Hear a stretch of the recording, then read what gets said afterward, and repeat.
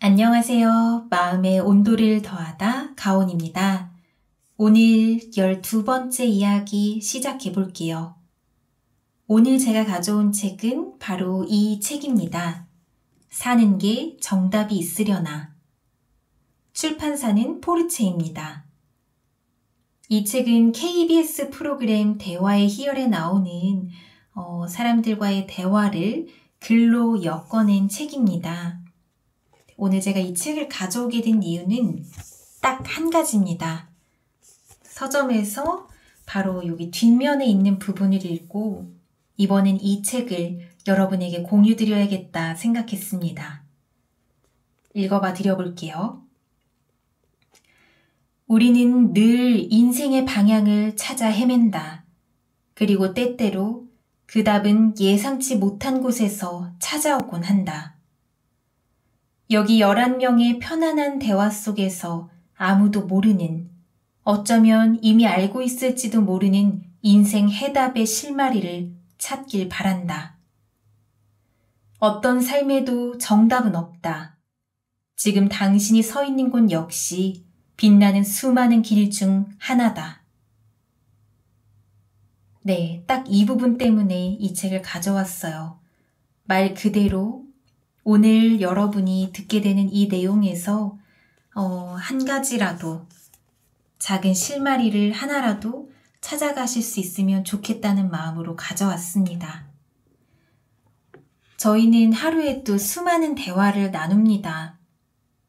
그 대화를 하는 이유는 소소한 나의 이야기를 들려주기 위해서이기도 하고 공유하기 위해서이기도 하지만 저희가 맞닥뜨리는 인생의 숙제나 아니면 힘든 일을 겪고 있을 때 필요한 조언이나 아니면 우울할 때 내 마음을 들어줄 수 있는 그런 귀를 빌리기 위해서도 저희는 대화를 합니다.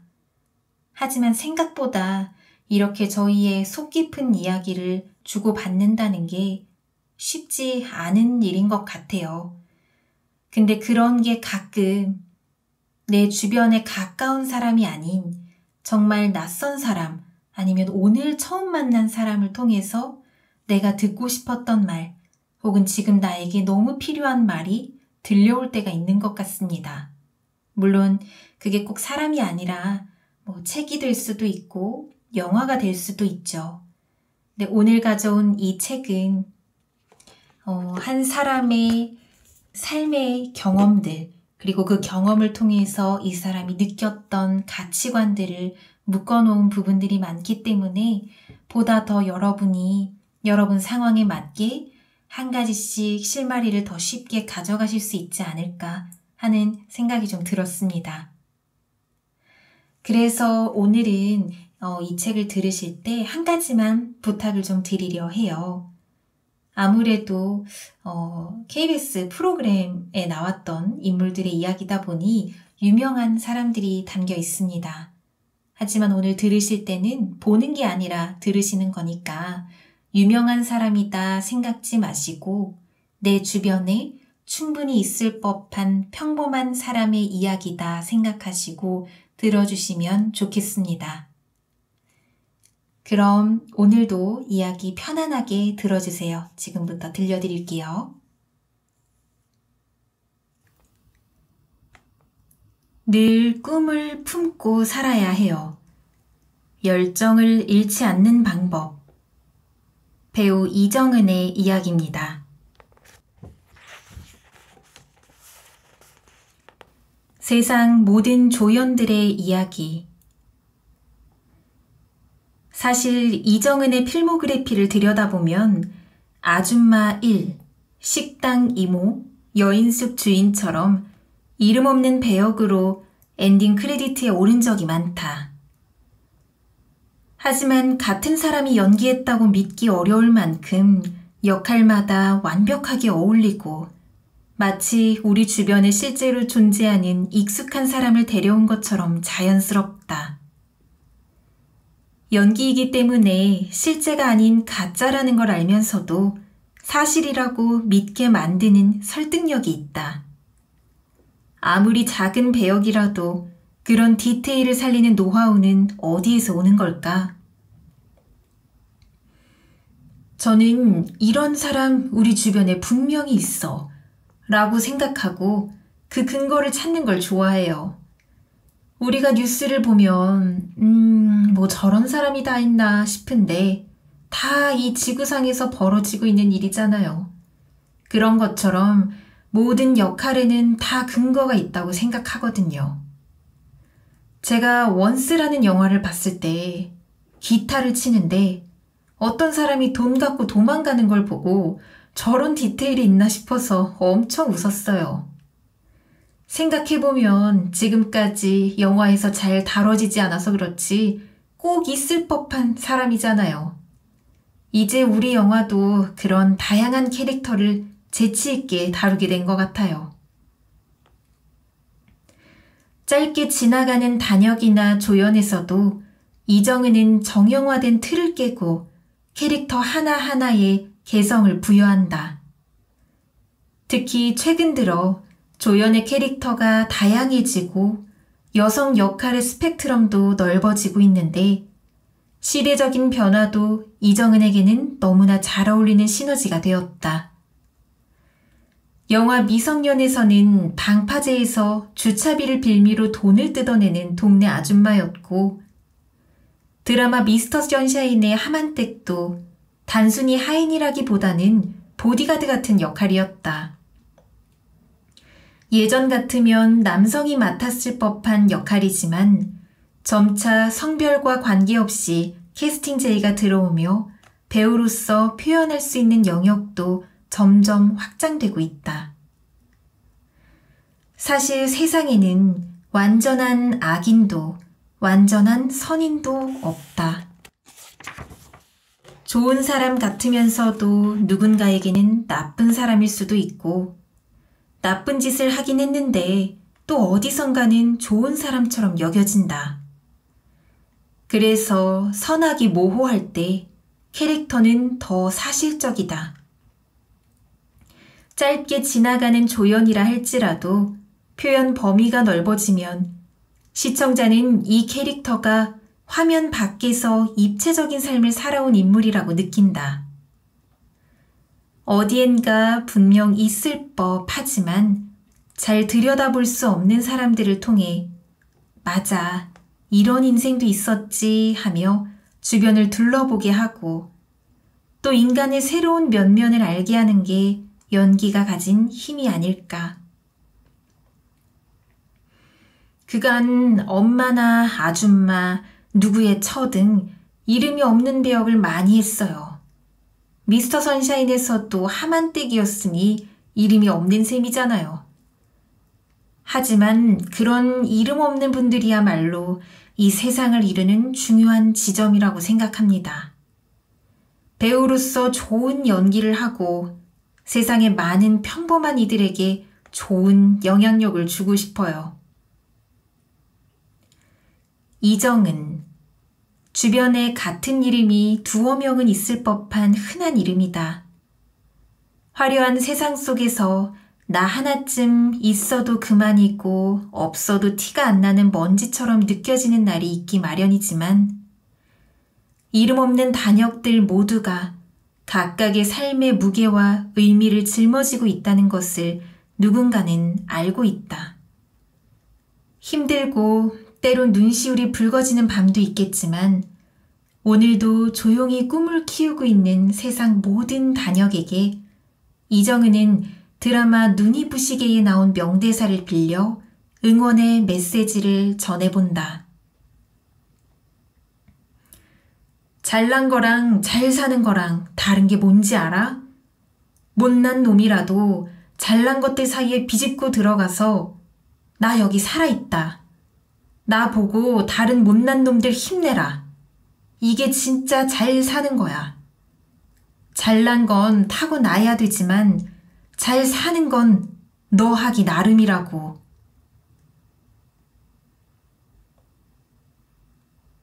네, 여기까지입니다.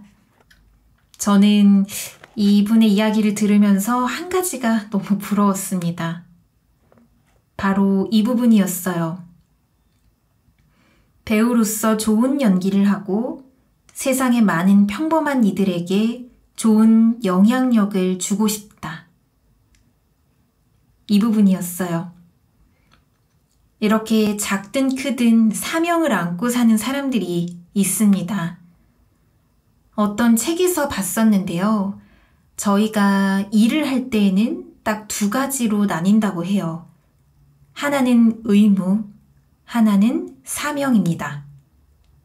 이 의무는 밖으로부터 오는 것이지만 사명은 안에서부터 나오는 것이라고 해요. 누가 시켜서 하는 게 아닌 내가 나로부터 시작하는 일.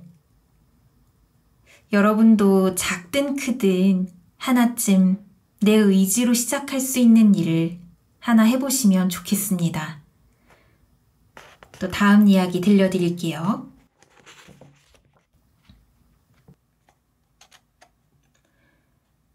내가 한 말을 지키려 노력하세요. 신뢰를 얻는 방법. 요리 연구가이자 외식 경영 전문가인 백종원의 이야기입니다.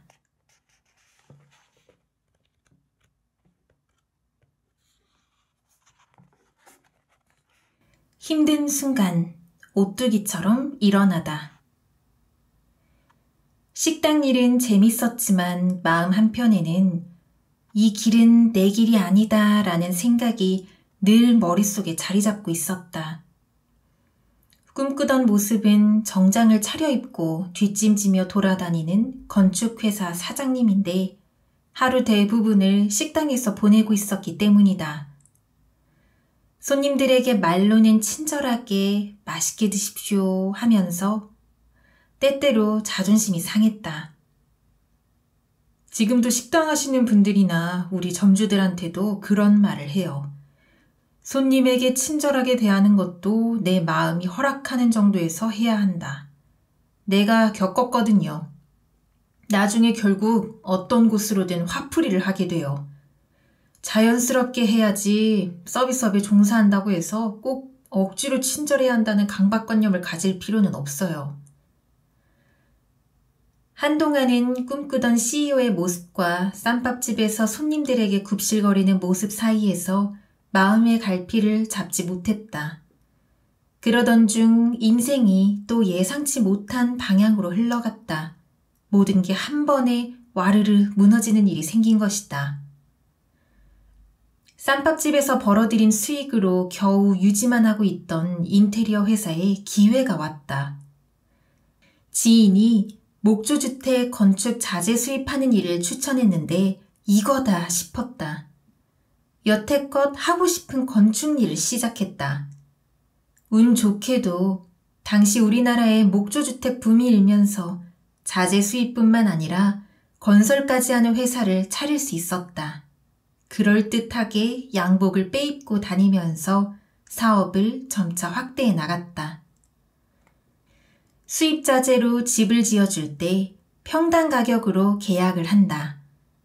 그런데 IMF가 터지면서 자재 환율이 2배로 뛰었다.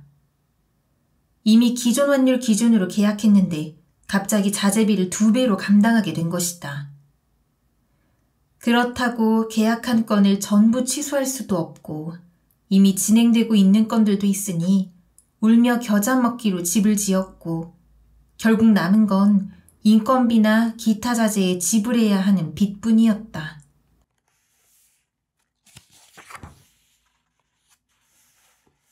방법이 없는 거예요. 현장에서 같이 일했던 분들에게 지급해야 하는 인건비가 없었으니까.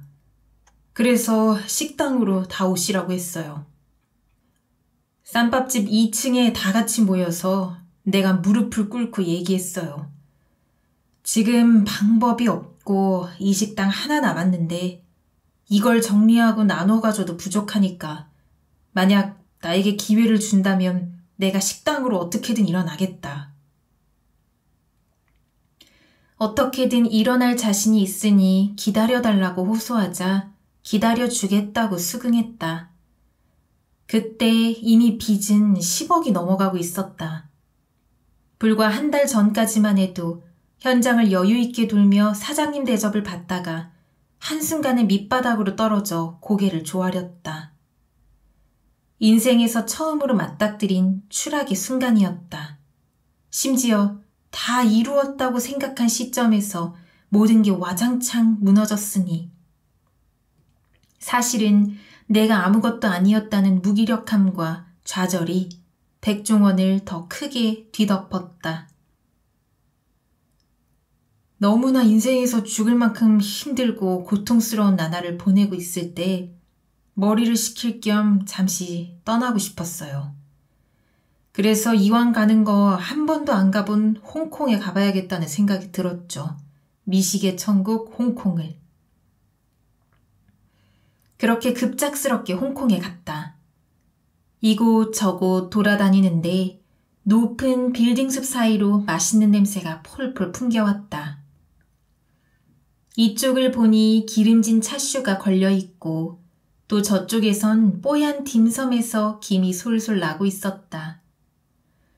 어느새 넋을 놓고 걷다가 일단 먹어야겠다 싶어 가게에 들어갔다. 이것저것 먹다 보니 배는 부르고 더 먹어봐야 할 음식이 천지에 널려있고 안 좋은 생각도 슬그머니 사라지면서 이 아이템으로 다시 무언가를 해보고 싶다는 아이디어가 떠올랐다. 이 상황에서도 사업 아이템이 보이는 걸 보면 영락없는 사업가 체질이었다. 한국으로 돌아왔지만 녹록지 않은 현실이 여전히 그대로 남아있었다.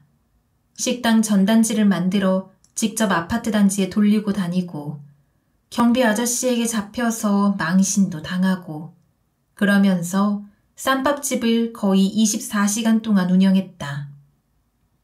여기에 포장마차 운영을 시작했다. 경기가 나빠졌으니 포장마차를 찾는 사람이 많을 것 같았다. 어려울 때 많이 찾는 포장마차의 낭만과 분위기는 유지하되 더 깔끔한 대형 실내 포장마차를 만들어보자 싶어 한신포차를 만들었다. 낮에는 쌈밥집에서 일하다가 밤에는 새벽까지 한신포차에서 일하며 고작 해야 4시간쯤 자고 일어나는 살인적인 스케줄을 감당했다. 그 생활을 2년쯤 하자 비로소 이자라도 감당할 수 있는 수준이 됐고 그땐 그것만으로도 너무나 감사했다. 가게 운영 노하우가 쌓이면서 손님들에게 무리한 친절을 보여주기보다 할 수 있는 만큼 보여주자고 생각하니 마음도 편해졌다.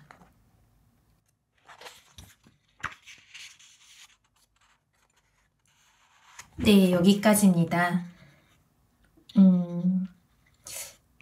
어떻게 들으셨을지 모르겠어요. 근데 참 저는 읽으면서 백종원이 건축가를 꿈꿨었다는 사실에 일단 한번 놀랬고요.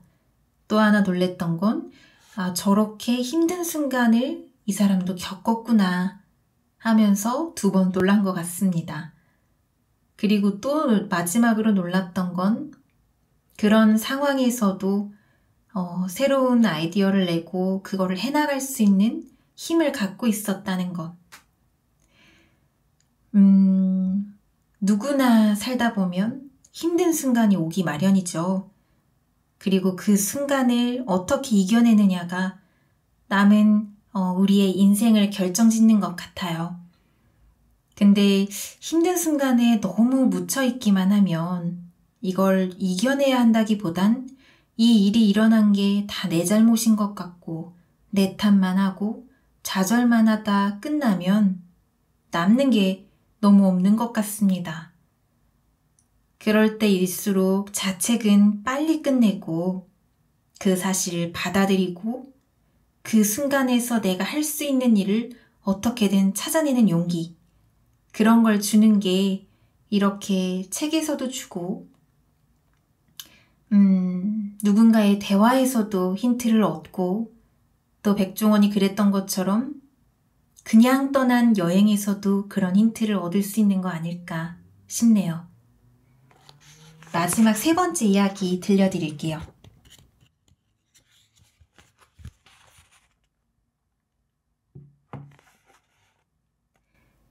내 인생의 주도권을 나에게 주세요. 중심을 지키는 방법. 코미디언 겸 MC인 김숙의 이야기입니다.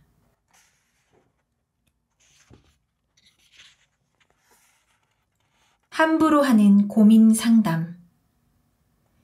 누군가 10년째 붙잡고 시도하고 있는 일이 있는데 좀처럼 나아갈 길이 보이지 않아 고민이라면 어떤 조언을 해줄 수 있을까?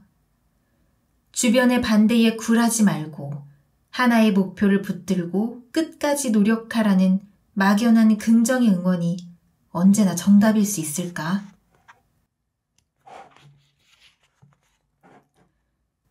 현실의 벽에 막혀서 고민할 때 여러분 하실 수 있어요.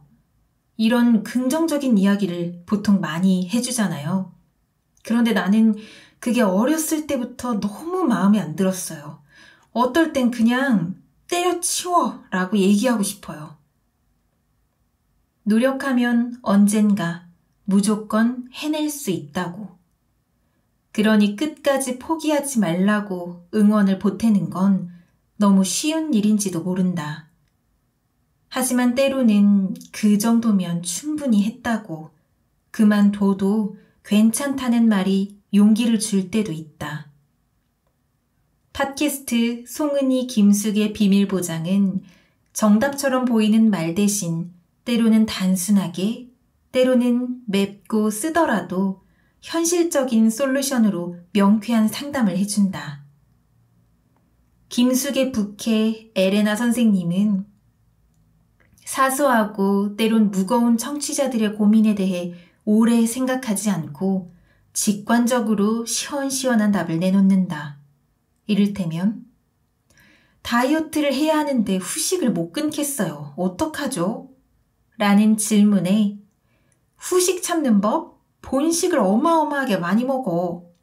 라고 호쾌한 해결책을 알려주는 식이다.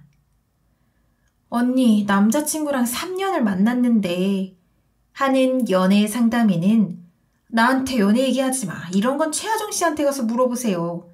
하고 상담을 종료해버린다. 다른 매체처럼 사랑하세요, 화해하세요 하고 무작정 힘을 붙돋는 응원은 좀처럼 하지 않는다. 비밀보장은 송은이와 김숙이 불러주는 데가 없어서 시작했다는 팟캐스트다. 자체적인 채널을 만들어 방송에서 못하는 것들을 해보자는 생각이었다. 처음엔 자신들도 이게 될까? 하고 반신반의하며 시작했는데 얼마 지나지 않아 팟캐스트 순위 최상위권에 올랐을 뿐 아니라 어느덧 콘텐츠를 확장해 나가며 컨텐츠랩 비보라는 회사까지 설립하게 됐다.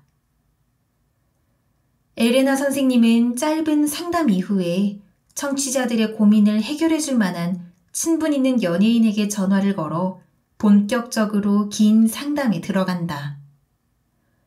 마찬가지로 힐링을 주는 조언보다는 경험자에게서 체득할 수 있는 실질적인 정보를 얻는 식이다. 첫 회의 상담 내용이 저는 게이인데 부모님께 언제 이야기하는 게 좋을까요? 이어서 홍석천 씨에게 전화를 했다. 그는 언젠가는 부모님도 이해하고 응원해 주실 거예요 라는 희망적인 답 대신에 본인이 나와 살 수 있는 집부터 구한 뒤에 얘기하세요 라고 조언했다. 부모님에게 무작정 커밍아웃을 했다가 집에서 쫓겨날 수도 있는데 그때 갈 곳이 없으면 자칫 나쁜 길로 빠질 수도 있다는 말이었다. 그이기에 해줄 수 있는 조언 그리고 비밀 보장이라서 가능한 단도직입적인 상담이다. 공들여 희망을 심어주거나 따뜻하게 감싸주기보다 그동안의 통념에서 벗어나 거침없이 부딪히는 상담. 그런데 그게 왜 이토록 속을 시원하게 뚫어주는 걸까? 비밀 보장의 상담은 무한한 가능성을 될 때까지 붙잡고 노력하라는 식으로 청춘의 근성을 채찍질하지 않는다. 대신 열심히 하는 것도 좋지만 내가 행복하지 않다면 일정 영역을 포기하는 것도 나쁘지 않다는 점을 솔직하게 알려준다. 이 역시 김숙의 경험에서 나온 조언이다. 열심히 할 때는 하되 열심히 한다고 다 되는 게 아닐 땐 하차할게요의 결정이 필요할 때도 있었다.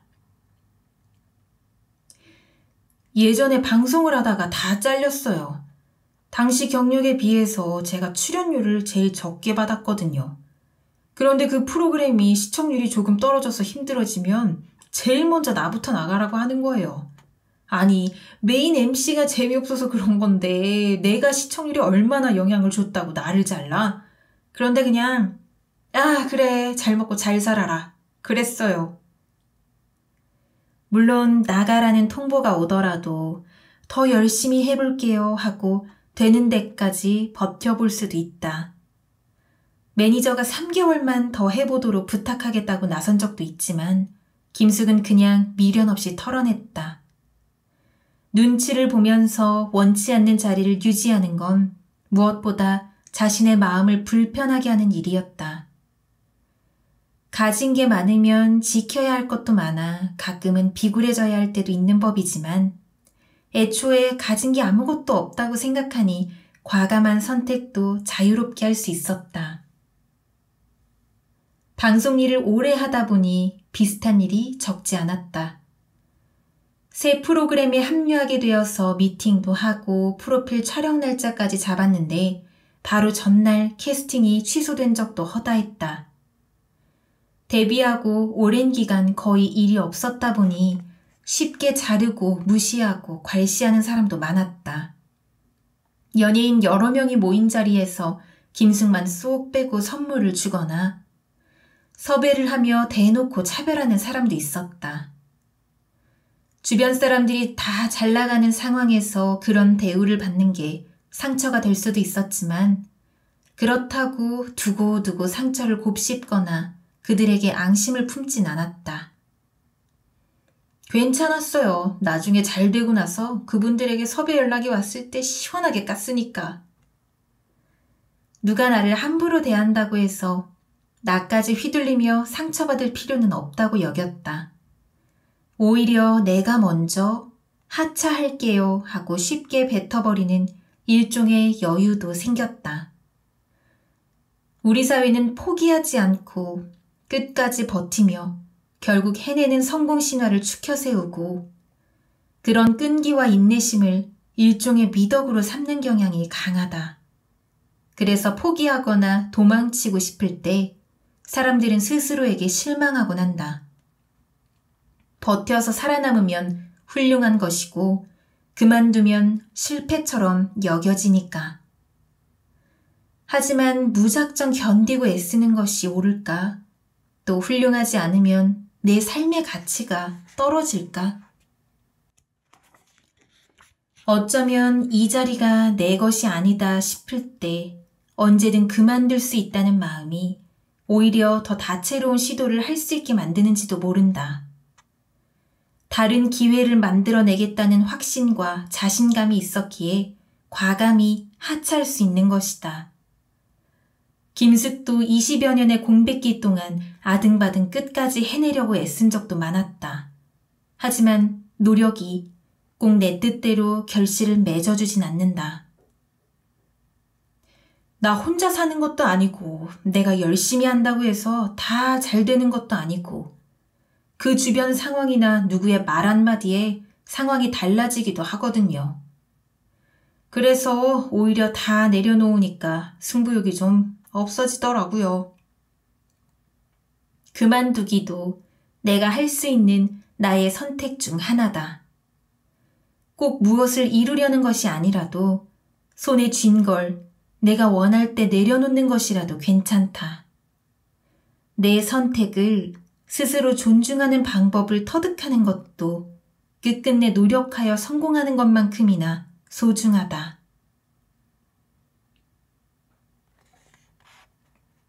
네, 여기까지입니다. 김숙의 이야기였습니다. 앞서 읽어드렸던 백종원 유리연구가도 그렇고 김숙 MC도 그렇고 느껴지는 게 참 자존감이 높다는 느낌이 들어요. 자존감이라는 말이 좀 무거우면 스스로를 믿는 힘이 참 크구나 하는 생각이 듭니다. 거절당했을 때, 실패했을 때, 그걸 받아들여야 할 때, 내가 나를 먼저 믿어주지 않으면 그 상황을 이겨내기는 더 어려운 것 같아요. 방금 읽어드린 이 두 분은 스스로를 응원해주고 스스로를 믿는 방법을 아는 것 같다는 생각이 듭니다. 네, 오늘 이야기는 여기까지만 읽을게요. 지금까지 사는 게 정답이 있으려나 라는 책이었고 KBS 대화의 희열이라는 프로그램의 이야기들을 글로 적어놓은 책입니다. 다른 좋은 이야기들도 많은데요. 오늘은 특히 여러분에게 들려주고 싶은 이야기, 공감하고 싶은 이야기만 가져와 봤습니다. 어떻게 들으셨을지 모르겠어요. 오늘도 제가 읽어드린 내용에서 한 단어, 한 줄이라도 도움이 되는 말이 있었으면 참 좋겠습니다. 그럼 오늘 이야기는 여기서 마치도록 할게요. 지금까지 마음의 온도를 더하다 가온이었습니다.